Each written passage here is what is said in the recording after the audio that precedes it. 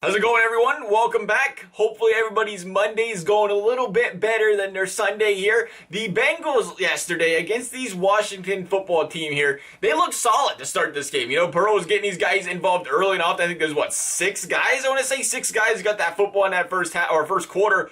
So Burrow was spreading that ball out a lot. It felt like they was giving him a pretty clean pocket where he was, took a couple of deep chances there in the game. Something we ain't seen a lot this season out of Burrow and the Bengals because they didn't have the chance. And it was, good throws by him. Obviously, great defensive plays. He threw him up there. I thought that was good throws, at least good throws where his players had a chance to get it. That being T. Higgins for the most part there. The other guys just made a really good defensive play on it. Bengals couldn't capitalize, but to see those finally starting to come to fruition, it looked like things were starting to turn around for this Bengals team, right? It was like, okay, offensive line's giving them some time.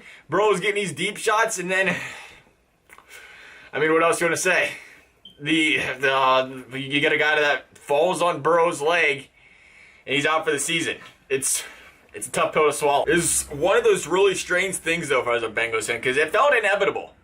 All season it just felt like it was just a matter of time before this guy got hurt. He was just preparing for it because of how many times he was taking shots due to this offensive line. And then it happens, and it's like, well, that's those things a little bit. Prepared for it or not, and that's tough because this is your franchise quarterback you expect going down the road here. And even though the Bengals, were looking like they ain't making playoffs, you wanted to see this guy fight. You wanted to see him compete the rest of this year, continue to grow and improve with this offense for this Cincinnati Bengals team. But, fact of the matter is, it was a complete and straight signal to this management team, upper management team in this Bengals organization. Protect your quarterback, period. You hear it a lot.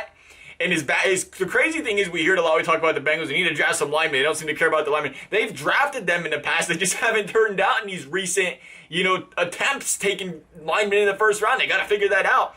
But it was just a matter of time. You can't sit there and take shot after shot after shot after shot after shot after shot every single game and then expect something not to eventually happen. And that was the case here. Again, I thought the offensive line's been playing better lately.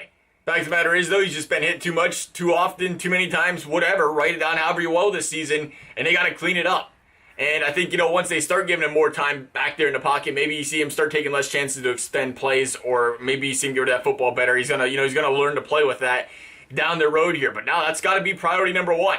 There's no other question about it. You don't lose your should-be franchise quarterback and not say, let's go something other than offensive line in the first round. And I just think, again, you look at the way this team answered when Joe Burrow went off the field. I guess you could look at it a positive or negative. I'm going to look at the positive side and just say, this guy's leadership ability, this guy's ability to, instill confidence in the rest of this team, hope that they're going to win every single game was clear. So he goes out of the game, and Washington walks straight down the field and scores a touchdown on his defense. It's just a complete gut punch to this entire team here where you almost say, okay, well, the hope there might have went down a little bit with Ryan Finley, who was clearly struggling, and he was, is what it is, backup quarterback, but he just didn't look like he was up for the task at all back there, standing back there.